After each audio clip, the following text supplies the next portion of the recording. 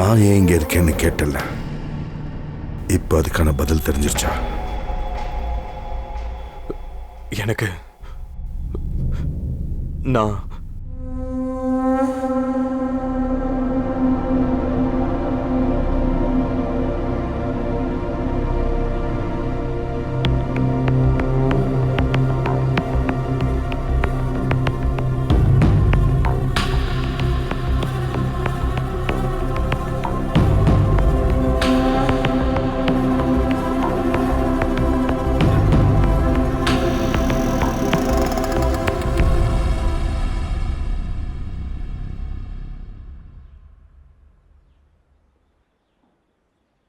என்னோட 4 குழந்தைங்க, என் வைஃப், அவரோட அப்பா அம்மா, யாருக்கும் மனசால கூட தீங்கு நினைக்காத ஒரு நல்ல குடும்பம். நான் ஏன் இன்னைக்கு அவங்களை எழுந்து நிக்கிறேன்? அதுக்கான பதில நீதான் எனக்கு சொல்லணும். மாயா நகரமே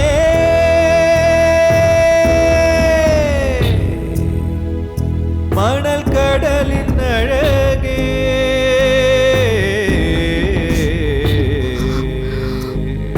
விதியின் நாட்டச் சுழியில் சுழலும் சூறை காற்றில் சதிகள் செய்யும் சதிராட்டம் மறைகிறதோ மறு திசையில் கரையிலே தூரம் சென்று ஒவ்வொரு ராத்திரியும் அசிங்கத்தாலிக்கும் வேதனையாலையும் நான் துடிச்சுக்கிட்டு இருந்தேன். தற்கொலையை தவிர எனக்கு வேற எந்த வழியும் தெரியல. மணற்கடலின் அழகே,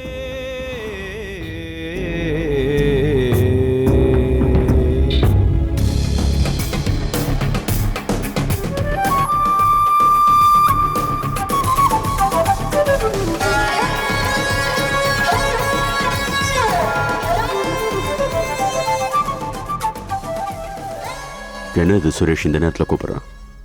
அவ மட்டும் இல்ல, காசு கொடுக்க வேண்டிய எல்லாரும் என்ன கூப்பிட்டுட்டு தான் இருக்காங்க. எதுக்கு? வாங்கின பணத்தோட வட்டியா அவங்க கூட பெட்ல படுத்து கழிக்க சொல்றாங்க.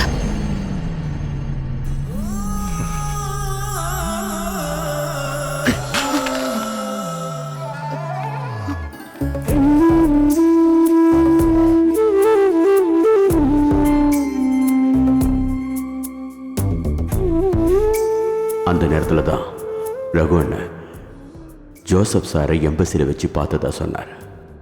பாதாளத்துக்கு போய்கிட்டு இருந்த எங்களுக்கு ஜோசப் சாருடைய அந்த சந்திப்பு பெரிய நிம்மதியை கொடுத்துச்சு. ஜோசப் சாரை சந்திக்கிறதுக்காக ரகு அண்ணன் அவர் வீட்டுக்கு போகும்போது எங்களையும் கூட்டிட்டு போனார். அந்த நல்ல மனுஷன் எங்களுக்கு எல்லா உதவியும் செஞ்சு கொடுக்கறதா சொன்னார். ஊருக்கு போகிறதுக்கான டிக்கெட், அது வரைக்கும் தங்குறதுக்கு ஒரு இடம், எல்லாத்தையும் தான். எங்க விவிஐபி நீங்க பார்க்கல? வாங்க காட்டுறேன், வாங்க. ஓ அழாத தங்கம் ப்ளீஸ். இங்க பாரு, இங்க. ஐயோ, உங்களை டிஸ்டர்ப் பண்ண வேண்டான்னு தான் நான் கதவு சாத்தி வச்சேன். உள்ள வாங்க.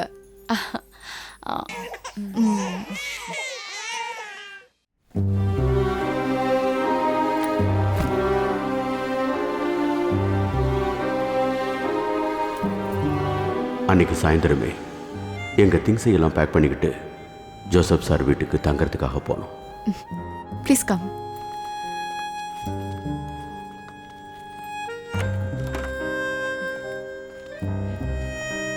ப்ளீஸ். இதான் அங்கிள் உங்க ரூம்.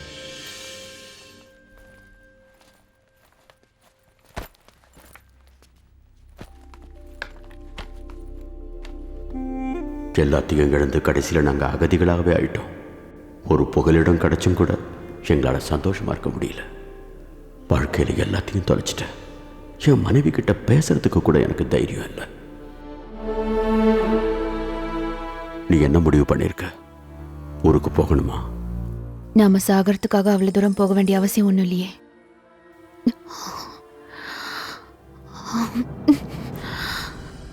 ஊருக்கு போய் நம்ம எப்படி வாழ போறோம்? காசு கொடுக்க வேண்டிய எல்லாரும் இப்படி எந்த நேரமும் போன் பண்ணிட்டு இருக்கும் போது நான் அவங்க கிட்ட என்ன பதில் சொல்ல முடியும்? இல்ல அவங்க கூட எல்லாம் நான் போய் படுக்கணுமா?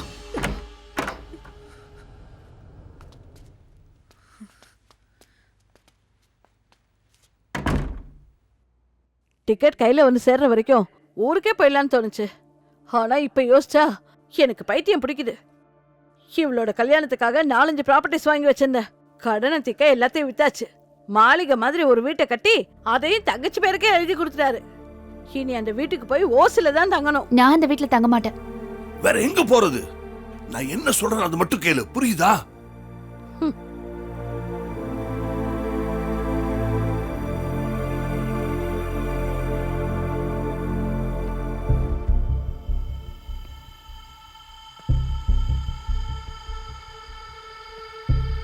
அஞ்சு தலைமுறைக்கு தேவையான சொத்து இப்போ ஜோசஃபோட கையில் இருக்கு. நாம தொலைச்சிட்டு நிற்கிற வாழ்க்கை நமக்கு திரும்ப கிடைக்கணும். அதுக்காக இந்த சொத்தையெல்லாம் நாம எடுத்துக்கிறதுல என்ன தப்பு இருக்கு?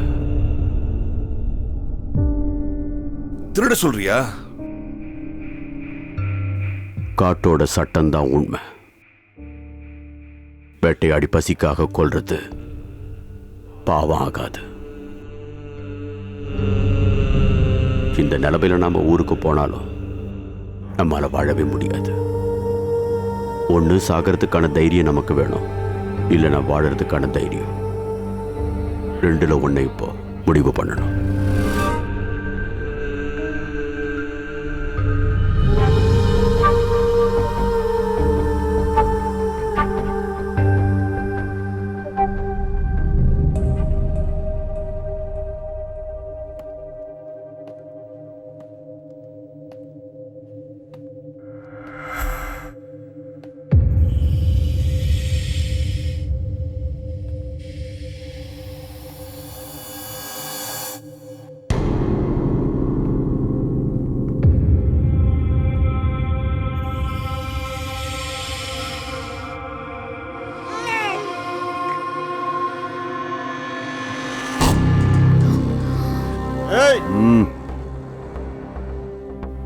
சத்தம் போட்டு ஆளை கூப்பிடாத. குழந்தையோட கழுத்துல இருக்கிற கத்திய கொஞ்சம் அழுத்தினா போதும், உயிர் உடனே போயிடும். வேண்டாம், குழந்தைய ஒன்றும் செஞ்சிடாதீங்க. உங்களுக்கு என்ன வேணும்? பணம். உங்க குடும்பத்தில் இருக்கிற எல்லாரும் பேங்க்ல டெபாசிட் பண்ணியிருக்கிற மொத்த பணமும் எங்களுக்கு வேணும். நான் சொல்ற பேங்க் அக்கௌண்ட்டுக்கு ஆன்லைன்ல ட்ரான்ஸ்ஃபர் பண்ணு. அதுவும் இப்பவே. ஒரு நிமிஷம் வேஸ்ட் ஆனாலும் குழந்தையோட உயிர் போயிடும்.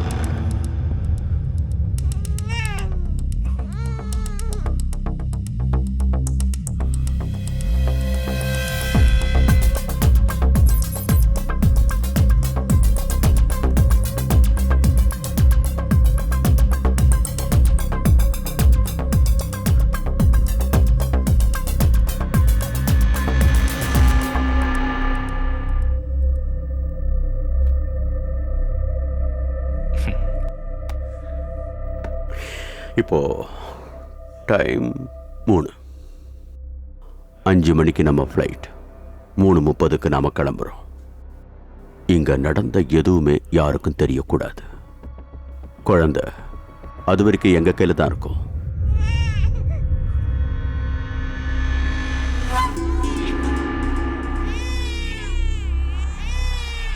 போதும் போதும் போதும் போதும். அழாத அழாத. அம்மா ஃபீடிங் பாட்டில் எடுத்துட்டீங்களா? எல்லாமே எடுத்து வச்சிட்டேமா. சரி சரி சரி சரி, அழாதடாடி. இரு இரு இரு, பால் தரேன்.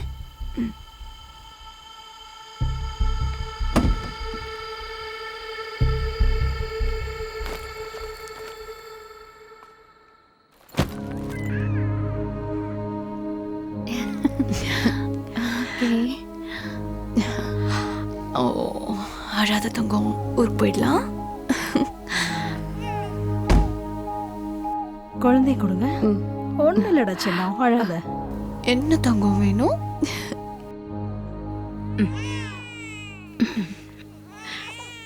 ஓ, அழாதம்மா. சரி, அப்புறம் டிக்கெட்லாம் எடுத்துக்கிட்டீங்கல்ல?